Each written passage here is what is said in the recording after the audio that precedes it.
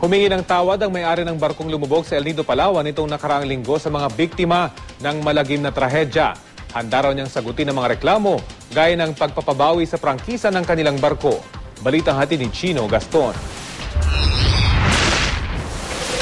Sa videong ito ng Philippine Coast Guard, makikita ang wreckage ng lumubog na barkong MV Josil 2. Natagpuan ito ng mga diver 50 metro mula sa ibabaw ng dagat malapit sa Tent Island sa El Nido, Palawan.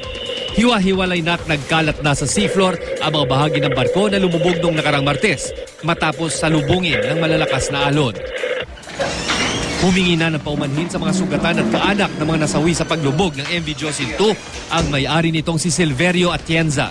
Hinihingi ko ng paumanhin doon sa pangyayari at sinisikap kong tumulong sa kanila sa abot na makakaya ko. Sasagutin raw ni Atienza ang gasto sa pagpapa-ospital sa mga biktima at nangakong magbibigay ng tulong pinansyal. Handa naman si Atienza na sagutin ang reklamo na humihiling na tuluyan ng bawiin ang prangkisa ng kanilang barko. Giit niya, sinikap daw ng mga tripulante na isalba lahat ng mga pasahero. Abisado na niya yung route na yan. Nagkataon lang talaga na on time ng accident.